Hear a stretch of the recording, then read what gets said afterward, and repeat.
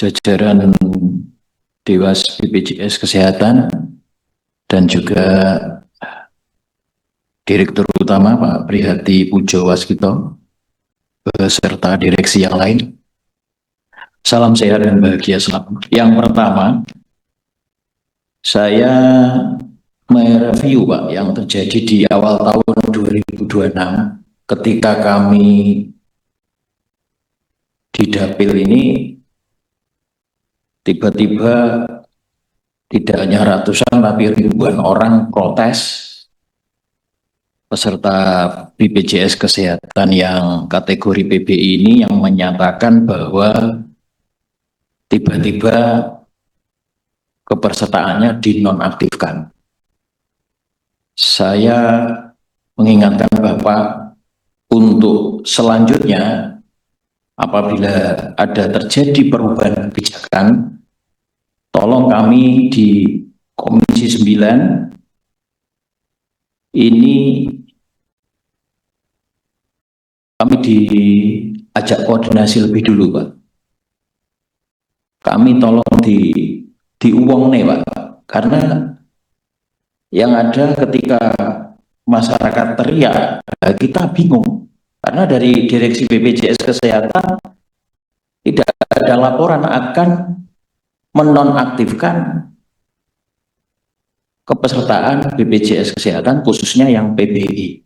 Dan untuk kedepannya kami harap tidak akan terjadi lagi. Itu yang pertama Pak. Yang kedua, kalau melihat statement Pak Menteri Kesehatan pada acara kaitannya optimalisasi pelaksanaan program jaminan kesehatan di bulan Februari, beliau memberi masukan ketika biaya klaim dari tahun ke tahun, terutama 3 tahun terakhir ini naik, ya, mulai dari 158 triliun di 2023, 175 triliun di 2024, kemudian 190 triliun di 2025, alias kita ada defisit 20 triliun. Beliau menyampaikan solusi untuk menutup defisit ini adalah dengan iuran dinaikkan. Memang salah satu opsinya iuran dinaikkan, tapi kami dari fraksi Nasdem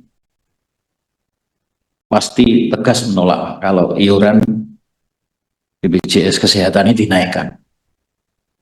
Coba Bapak melihat apa yang Bapak laporkan kaitannya dengan penyakit katastropik yang ini biaya klaimnya mencapai 25%, seperti penyakit diabetes, hipertensi di usia muda, penyakit kronis lainnya.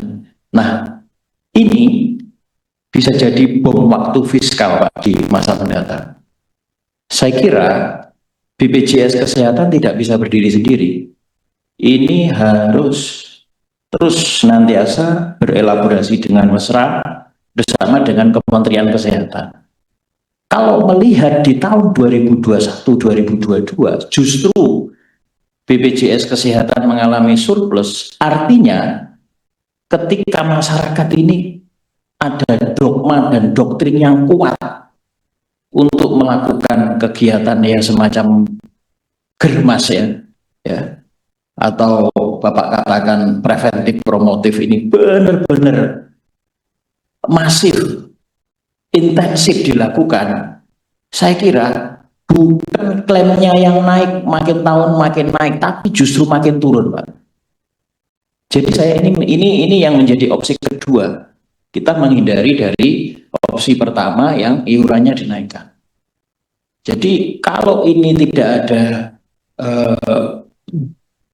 benar-benar satu langkah terobosan yang Bapak lakukan bersama dengan Kementerian Kesehatan, ya kita tinggal menunggu waktu saja. Dari tahun ke tahun klaimnya akan semakin naik, semakin naik, semakin naik.